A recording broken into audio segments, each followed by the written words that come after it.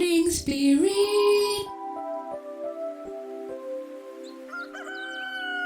Selamat pagi, semangat pagi.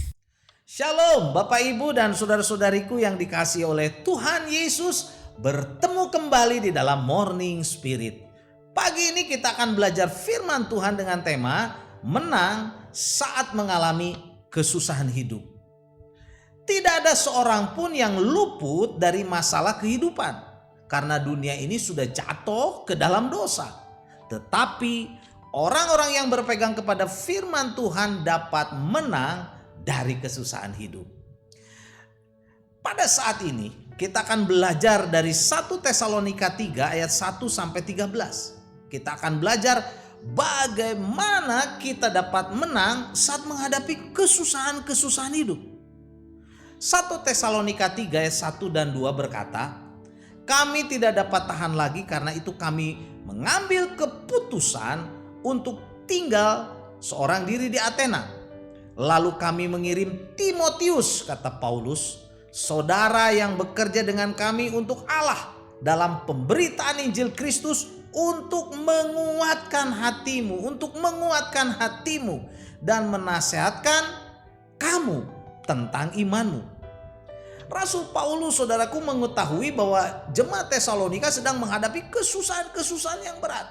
Lalu dikirimnya Timotius untuk menguatkan mereka dengan membawa surat yang berisikan nasihat kebenaran firman Tuhan yang dapat menguatkan jemaat di Tesalonika.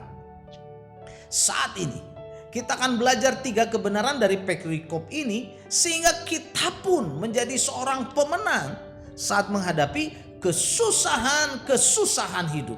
Yang pertama, kita harus kuat dalam iman kepada Tuhan Yesus supaya iblis jangan menjatuhkan kita. Dalam 1 Tesalonika 3 ayat 3 sampai 5 firman Tuhan berkata, supaya jangan ada seorang yang goyah imannya karena kesusahan-kesusahan ini. Kami sendiri tahu bahwa kita ditentukan untuk itu. Sebab juga waktu kami bersama-sama kamu, telah kami katakan kepada kamu bahwa kita akan mengalami kesusahan. Dan hal itu seperti kamu tahu telah terjadi. Itulah sebabnya maka aku, kata Rasul Paulus, karena tidak tahan lagi, telah mengirimkan Timotius, supaya aku tahu tentang imanmu. Karena aku khawatir kalau kamu telah dicobai oleh si penggoda, saudaraku, yaitu iblis. Dan kalau usaha kami menjadi sia-sia. Jadi di sini Rasul Paulus memberitahu jemaat dengan jujur, saudaraku, bahwa orang-orang percaya akan mengalami kesusahan-kesusahan. Dan si penggoda, yaitu iblis, sudah mencobai jemaat di Tesalonika, dan dia juga bisa mencobai kita. Supaya apa, saudara? Iman kita goyah. Tetapi saudaraku, orang-orang yang percaya sungguh-sungguh kepada Tuhan Yesus pasti dapat menang dari kesusahan-kesusahan hidup, dan juga kuat, saudara, menghadapi si pencoba, yaitu iblis si penggoda. Itulah kebenaran yang pertama. Dan yang kedua, menang saat menghadapi kesusahan hidup, kita harus punya kehidupan doa yang sungguh-sungguh. 1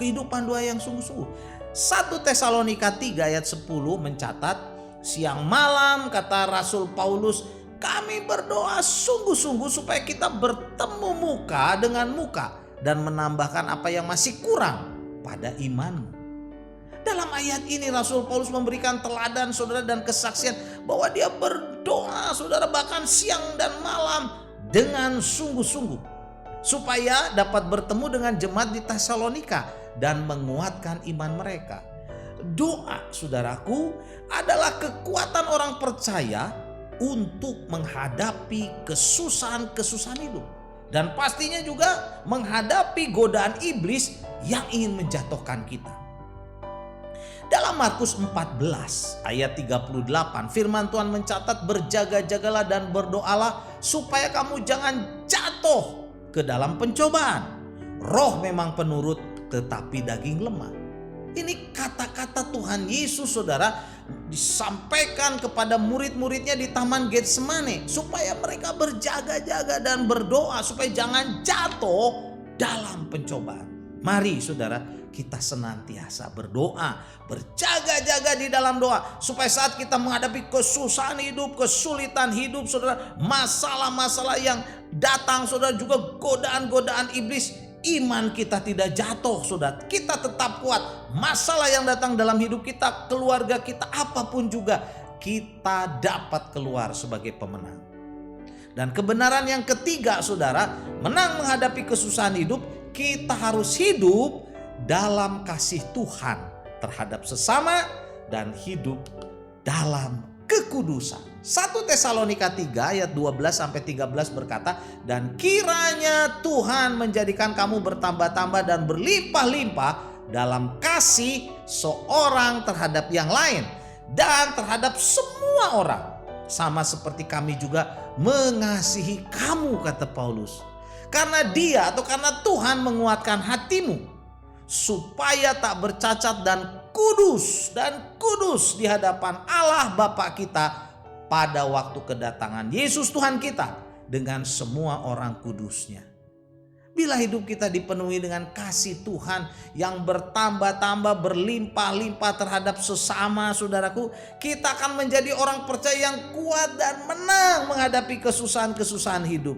Dan Tuhan juga akan menguatkan hati kita sehingga hidup kita saudara hidup yang kudus.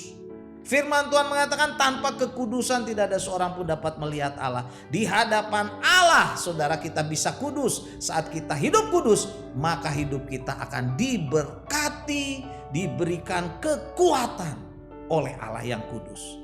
Saudaraku, jadi inilah 3 kebenaran dari 1 Tesalonika 3 ayat 1-13 bagaimana kita menjadi seorang pemenang saat menghadapi kesusahan hidup. Jangan mengalah saudara kepada kesusahan dan godaan iblis.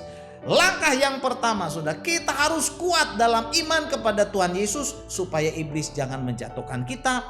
Dan yang kedua, kita harus punya kehidupan doa saudara yang sungguh-sungguh. Dan yang ketiga, kita harus hidup dalam kasih Tuhan terhadap sesama saudaraku dan hidup dalam kekudusan.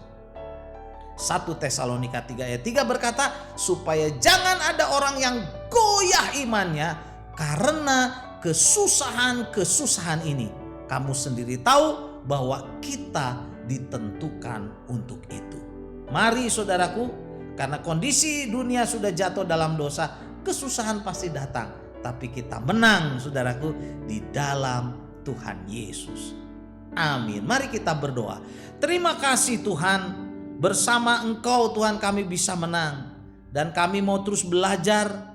Karena Engkau lah yang menguatkan kami. Kami juga mau setia di dalam doa Tuhan yang menjadi kekuatan bagi kami. Dan kami juga mau hidup dalam kasih terhadap sesama dan hidup dalam kekudusan-Mu. Sehingga kami menjadi orang yang kuat saat menghadapi kesusahan hidup. Amin. Amin. Bapak Ibu dan saudara-saudariku yang dikasihi oleh Tuhan Yesus. Bila kita diberkati oleh Morning Spirit, jangan lupa klik like, subscribe, bunyikan loncengnya, berikan komen, bagikan kepada banyak orang. Sampai bertemu dalam Morning Spirit selanjutnya. Morning Spirit. Selamat pagi, semangat pagi.